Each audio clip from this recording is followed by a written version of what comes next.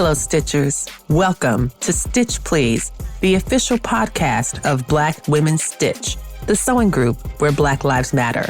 I'm your host, Lisa Woolfork. I'm a fourth-generation sewing enthusiast with more than 20 years of sewing experience.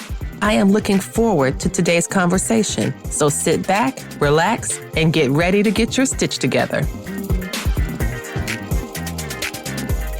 Hey friends, hey, it's Lisa from Black Women Stitch and the Stitch Please podcast, and I am coming to you from Charlottesville, Virginia.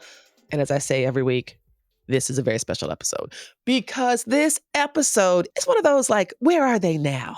Episodes. A few years ago, I talked with Jonelle Dawkins as she was taking over the executive directorship of Scraplanta. Scraplanta is a creative reuse center in Atlanta, Georgia. And when I talked to Jonelle at first, she was just getting started and getting her legs under her as an executive director. And she has been in that role for quite some time now. And so now we get to talk to her about what does it mean to see the growth of you as an executive, as a creative, as an artist who's also running a business in order to support other artists and to keep our planet from turning into total garbage. So thank you very much. We've got Ms. Jonelle Dawkins back with us again. Welcome, Jonelle. Welcome back to the Stitch Please podcast. Thank you for having me, Lisa. I am so excited to be here just to talk about Scraplanta's journey. I am too. I really am. Now, you created the name as kind of a hybrid of Scrap and Atlanta. What happens in your imagination when you put together Scrap and Atlanta to make Scraplanta? Tell us about what those two components are and how we get to this amazing creative space that you're now managing for us. What happens when we bring together Scrap and Atlanta? So the interesting thing is that I didn't come up with the name, and I look at Scraplanta as like my stepchild that I adopted as like a toddlerish. So, when you adopt a toddler, there's still some molding that you can do on, with Scraplanta. I had a lot of fun with just adding my own spin to it. Our charter members and founders were more elementary school teachers, so they catered towards like young moms who like to create and toddlers. But I'm like, I think Scraplanta means something differently to me. I really look at it as like the scraps of Atlanta coming together to make artwork, to make film productions and fashion lines. Like I call our base the Scrap ATLians because it really shows how creative our community is, where they just come together with their scrap of yarn and their scrap of ribbon, and they're making these beautiful found art pieces and just redefining what art is. And I think that's so important to Atlanta's creative culture in general. Yes, absolutely. Like Atlanta being the place that gave us Outkast, that gave us an entire genre of music. The fact that there's a trap museum in Atlanta that you can go. I did not get a chance to go. It's on my list again when I ever have a time longer than a weekend. But Atlanta has absolutely contributed a major element of cultural work, from music to painting to quilting to all of that circulates around Black freedom, Black civil rights, all of that being kind of that second wave to third wave of civil rights movement coming out of Atlanta. Mm-hmm. The Atlanta University Center, like with all the HBCUs right there, there is so much fruitful, bubbling, buzzing creativity in Atlanta. So when you think about scraps, you don't think about these as leftovers. There's so many ways to think about scraps or scrap. I think about the word scrappy. Like you're a scrappy little fighter, like you have a lot of good vibe and a good energy. What does scrap mean to you? How do you turn that which some would discard into art that is really expressing something and bringing something to the people? It makes me think of one of my favorite stories that I read growing up, Stone Soup. Because Stone Soup. Everyone had something that they brought to the table. Someone had carrots, someone had tomatoes, someone had stones. And they all came together and put in this big pot. And then people took what they could from it. If they wanted a big bowl of soup or a little bowl. And that's how I feel with Scraplanta, where people bring like their fabric collection from when they started 10 years ago versus things they've collected over time from trips to Japan. That comes to the store, and then people just take out their cosplays from it, or they take out ways to like redecorate their gardens with containers and things like that. So I think scrap is just us giving a little piece of our heart to build like a bigger part of our community. Yes, that is so wonderful. That is such a great answer. And so one of the things that you said that you did is that you were able to mold Scraplanta, Mm. because it was transferred over from the charter members and the first executive director. You took on this wonderful, new, exciting project. What kind of things did you do in your time as an executive director to make it speak to your vision of what Scraplanta should be? What we did was right before I started, they had found a location in Tucker. Now tell me about Tucker. What is Tucker? Tucker, Georgia is, I guess it's considered a northeast suburb of Atlanta. Um, Okay. at one point, we were in the Atlanta city limits, and then we got annexed by the city of Tucker. But it's a it's a small town, has a small town feel, and Yes. it also has a lot of shopping. And so we had this location in the shopping mall, and everything was a go. And then COVID happened, and everything just stopped. And so when I came back, when I was invited to be the director, I was familiar with the area because I actually like grew up in DeKalb County. So I was like, okay, I know of this Okay. area. And I also know how expensive retail was. So I was like, okay, if we can get this spot, let's do it. And this Yes. place used to be an H&R Block 20 years ago. It was an insurance company. Oh, wow. Okay. Well, this is exciting. We Yeah. will turn your insurance office into a creative oasis. And we just totally stuffed it to the brim with fabric and paper and just all these great things. I don't think the people from H&R Block would recognize the place now because we painted it. It's bright and fun colors. And what I wanted to do was launch our community art workshops. Okay. Originally, our founders really wanted us to do summer camps. And I was just like, the liability of children running around is a lot. But Yes. if you have, 3 or 4 hour workshops and they're not just geared towards children, we gear them towards adults and college kids, senior citizens, like more people want to create than children. And I love children and we still have Yes. programs for them. But Yes. I'm like, Yes. let's make this bigger. Let's see what we can do with the adult population. And I also was Mhm. thinking, this store is great, but Atlanta needs more creative reuse, like around the perimeter, inside the perimeter, Yes. outside. So Yes. I was like, let's think about more that we can do with this. Now, what were some of the things you found as you were stuffing the new space with fabric and paper? What kind of changes did you need to make to create elements that adults and teens and seniors could use that you might not need just for children? Like there's certain type of things that you had to do to say, okay, well, when we have our toddler story hour, we have these things, but a 17-year-old is not going to want to sit on a cute rug. Like, no, that's not going to get the young people to our side. What kind of things did you do to kind of reach these different populations? I really think we use social media as a tool to engage older audiences because, we're not on the 5-year old side of TikTok, and I really hope there's not that side.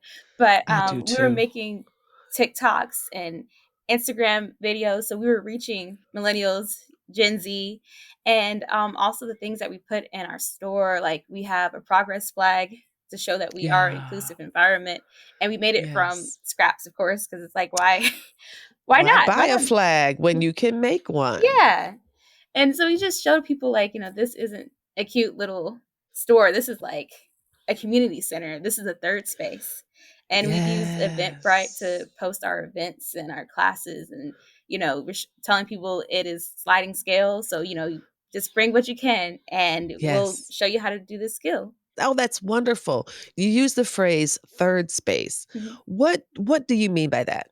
So this is an issue that is prominent in a lot of cities where people just don't have the space to just be outside of work, outside of bars, outside of restaurants. Like they sometimes we have libraries, but sometimes those can be inaccessible to the community. With Scraplanta, we want to be a third space for people to come together and make art. And so with our classes, it's a great space for people to be in because they don't have to worry about somebody like constantly trying to sell them something. They don't have to drink, they don't have to smoke to be here. They're just making some art, making new friends, and being in community. That is such an important phrasing. I'm so glad you were able to follow up on that, because in the same way that it can be difficult to make friends as an adult, because the things that we did when we were kids, our parents took us places. So you went to school and that's where the friends were. Or if you were someone who was religious, you went to temple or mosque or synagogue, and that's where you saw your friends. But as an adult, nobody's making you go anywhere but to work, and you might not even like them people. Yeah. So honestly.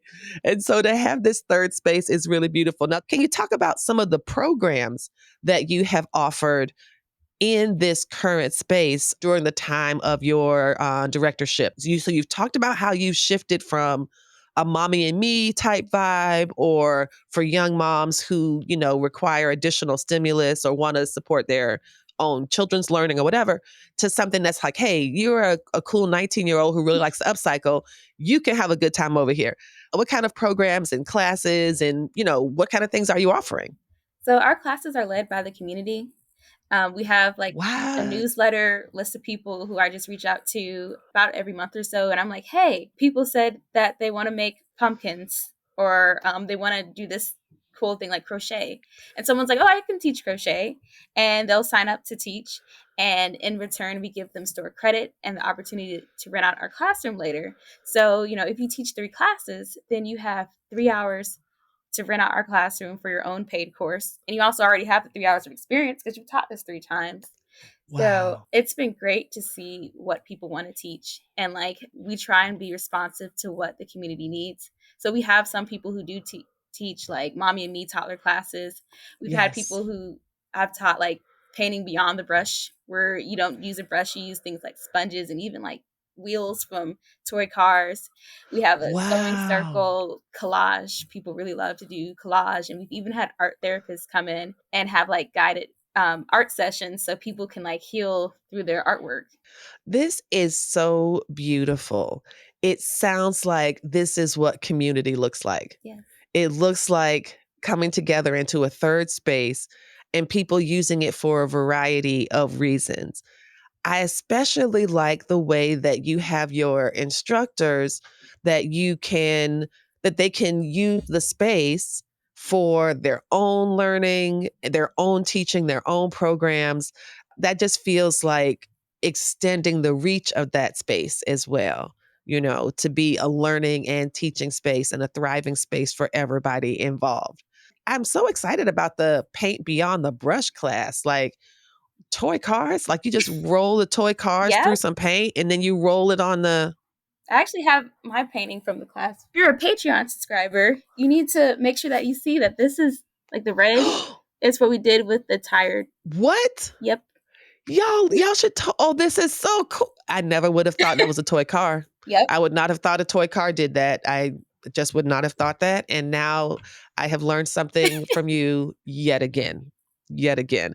Now, how long have you been in this current space? So pandemic came and it was like awful, but now things are stabilizing, would you say? Yeah. So let's see. When I started as director, it was November 2021. And we just reached back out to the leasing agent, like, hey, is the space still available? They were like, what space?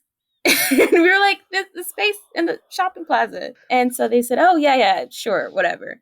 And so, Oh my gosh. that was a warning sign because we signed the lease in February of 2022. And we didn't even get a chance to open until October 2022 because of the Wow. permits, because, we had to tell Google that we existed, tell the city that we existed. Like, so much had to be done. So And from February to October, yes. that is about 8 months Mm-hmm. that you had the space, Mm-hmm. and I'm sure y'all are paying rent all this time. Luckily, we didn't have Hopefully to pay not. rent because we Hallelujah. went to our landlord and they were like, this place isn't rentable. You took out our electricity. Like, you you took out our floorboards. Like, hold on. But we've got Wait a second. No wonder he was like, "Oh, what that? Sure, you can have that big hole in the middle of a shopping center. They ain't got no lights, no floors, no walls.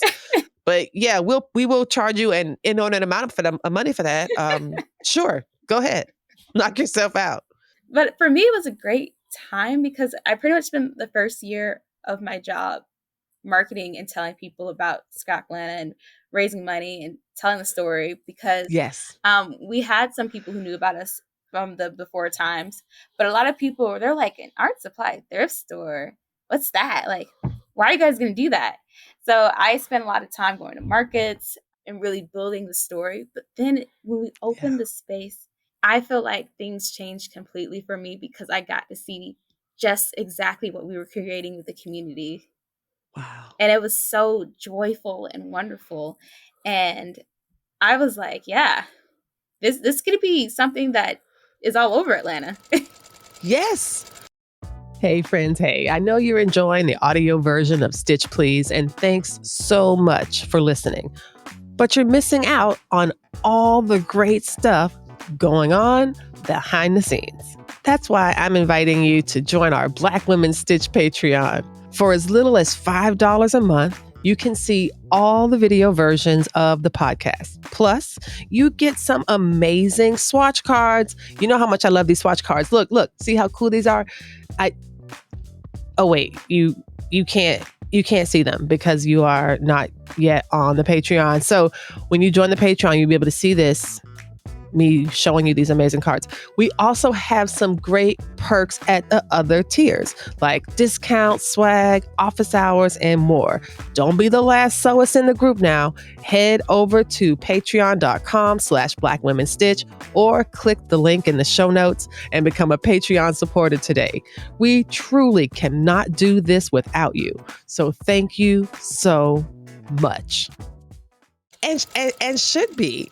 I'm just so delighted that after 8 months of construction and permits and applications, I mean, what were you doing during that intervening time? You said that you were going to fairs and you were promoting, but you also had to be like paying people to paint or put shelves around or put a floor in there. Like what? Well, see, our community is so great. I put out a call to volunteers. I said, hey, we got this space. We need it to be painted. We need these shelves to be built. And it was amazing to see so many people come out and paint. And like we had for almost a decade, we had like a storage unit full of art supplies. And our community came out, they packed up that storage unit, they moved it to the new space. We weren't able to open for business, but we were able to like sort donations in the space and still like get things together. So we had volunteers who would come in and they would sort. And there are people who've been volunteering with me since the beginning. So they remember like we didn't have electricity in the space, we didn't have AC, and we were just sorting with lamps and flashlights and just waiting until, we finally got the permit and the electricity and all that. So it was great that the community has been so great about just showing up and painting, spending their Memorial Day weekend, Labor Day weekend. They even put in our floors. Like we got flooring donated. Wow. And I was looking like, okay, I've painted this building, but I can't put any floors down. And people were like, okay, that's fine. So they had their saws and they were clicking and locking those laminate floors. Wow. Yep. Oh my. And to see that, do you have any video of that? Do you have any images of that? Yes. Please share some because I want to include some of these in some of the promos for the episode because this is what, again, community can do, right? That is what this is meant to do. This is why you work in community and don't feel like you have to do everything by yourself. Yes. So rather than having to pay tens of thousands of dollars to have a commercial floor laid in your space, someone donated that, and it's amazing and beautiful and fantastic. It's very much like Scraplanta is the creative reuse center that Love built. Yes. It seems very much that it was built and fueled by love. Now, talk about you've been doing this for quite some time, and now you've reached a kind of a growth point. Can you talk about what some of the future developments are and what we can expect from Scrap Atlanta in the coming years? Yes. Or months, not even coming years. I'm thinking future. I'm thinking future, like way far out. But Jonelle's like, oh no, ma'am. This is gonna be next quarter. Next quarter. No, this quarter. This quarter. The very end, yes. And wow. well, my vision was for us to always have multiple locations. And when I first started, the founders were like, okay, okay. And so now that we've grown and got momentum, like it's so much bigger than what we thought it would be. Yes. Everyone's like, okay, yeah, we do need a second location because people, we are a destination. Like we've had people come from Yes. Alabama and Italy to come to our store. Wow. And I love that so much. Alabama to Italy. yes, Planes and trains planes, and automobiles to yes. get to y'all. And we're like, well, we also recognize the need to serve more communities across Atlanta. We collected zip Mm. code data to see, you know, where we're getting our donations from and where we aren't getting donations from. And then the question is, why not? We looked at a map of Atlanta and, it's Mhm. surrounded by 285 and in the middle Mhm. is I-20. And Yes. south of I-20, there are no art supply stores. None. Wow. And I was shook because I was like, there's an entire set of HBCUs down there that need affordable art Yes. supplies. Yes. There are quilting guilds that are south of I-20. Like Yes. there's nothing between, I guess Midtown and then Fayetteville, which is like outside the perimeter. And so I'm like, well, we Wow. need to be there because this is an opportunity for people to not only get affordable art supplies, but also de-stash on Yes. materials because we accumulate some things that we don't We need. do. Maybe a science fair project, maybe we had some leftover scraps from a cosplay. So it's like let's put it back in the Yes. community and let's keep making art with Yes. it and give it an opportunity for people to just keep using this. And we Yes. have an opportunity to move into a space. It'll be like a very long-term temporary pop-up. But Okay. right now we're just trying to like build that story and like raise for startup cost of getting in that space because Okay. we realize there's some things we need like scales to weigh our donations because so far we've Yes. taken in 100,000 pounds of materials. Wow. Well, y'all broke the first scale you had, so you really need another one. After you've weighed 100,000 pounds on a scale, I think the scale is like, I'd like to retire, please. And we have a manual scale that we have to like get the block if it's over 100 pounds and then like move the piece to Wow. 50 Like or at the something. doctor's office, where it's Yep. like tick, tick, tick, tick, tick. Oh my gosh. Wow. Wow. Well, I hope you all do you have a list of you said that there's a list of things that you need.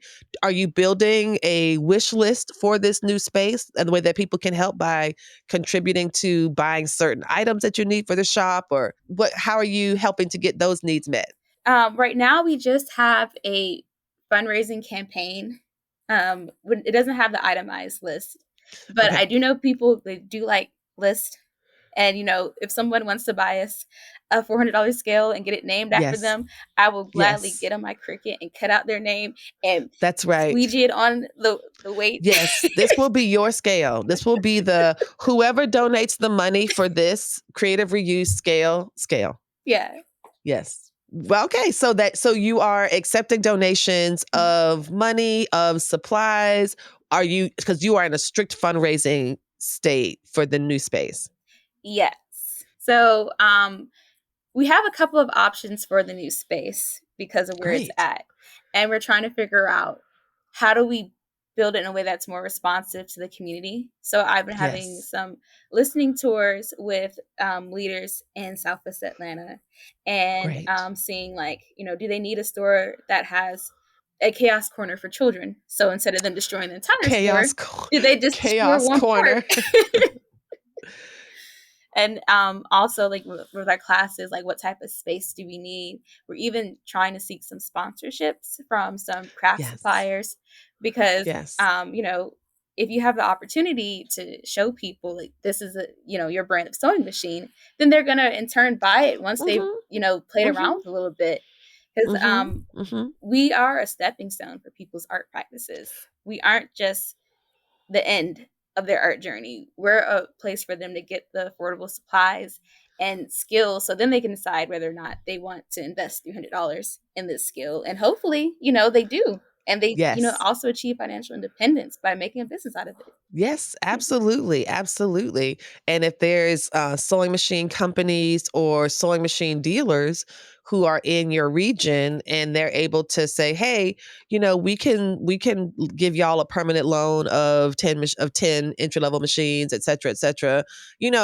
Also y'all are a nonprofit. Is that right? Are you a Yes, nonprofit? we are a 501c3 nonprofit. And so that's another thing that can be considered as write-offs as well. So even if they don't want to do it because they should, they could do it because it'll save them some money. Yeah. So there's lots of reasons to donate and support charitable causes. If you want to be a do-gooder and have your heart feel good, yay. Or if you want to be a do-gooder that gets some break on your income taxes, yay for that as well. Now, I wanted to ask the question that I asked about just before we wrap up. Can you talk about why creative reuse is so important for an art practice? Why do you believe it is necessary for artists, people who are creating with either sculptures or paint or with fabric and textiles, people who are sewing and knitting and crocheting and embroidering? Why is creative reuse an important part of a creative ecosystem? That is a very good question. I know. I be asking good questions, girl. I'm a pretty good interviewer. It's two parts to it, like the personal aspect, where once you challenge yourself to really think beyond the function that somebody told you something is, then you're able to really be experimental with your art, be very innovative. That's where the next step comes from, is being able to just look beyond. Like, someone told me this was a paint can, but you know what? You can also plant something in here. And then you just keep growing and growing from that. And it's also a communal part to it. You know, I know as an artist, as someone who really likes fabric, sometimes it's hard for me to let go. But there have been some times where I've donated something and somebody swooped it up like as soon as I put it on the sales floor. And the joy that they experienced, where they're like, I've been looking for this. And I was like, it's been in my closet for 2 years. Like, sorry, girl, I had it. Yeah. Yeah. Because sometimes people will get something and I am just bright red because I'm like, if you knew how long I've had that. It's like, oh, I'm so glad I decided to free that and release it to somebody else to use. But it does allow us to think about the principle of exchange. Yes.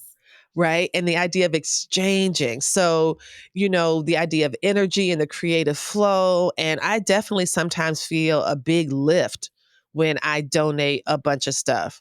When I'm like, okay, I've had this forever. I love it. I don't think I'm going to do anything with it. This needs to go on to have better use elsewhere. And the idea that you get to see in store people picking up stuff that you loved too. Yes. And giving it giving it a home elsewhere, extending the life of these things. Yeah. It really is such a beautiful energy exchange. I just love that. Yes. I see so many educational moments happening in the store where someone will have a question and 5 different people will answer it 5 different ways, and everyone is so eager to help. They're like, oh, you want to do something with corks? Well, I made a person with corks. I made a wall with it. Like, and it's like all of this is happening in this tiny space. And it's so great to see that just community aspect of it. I do love that. And I think that that is a really important thing, that everybody, because they are contributing materials or there to look through materials that have been donated by someone else, it's not so much what can I get? Me. Something about that perspective shifts, I think, when you're shopping at a creative reuse center.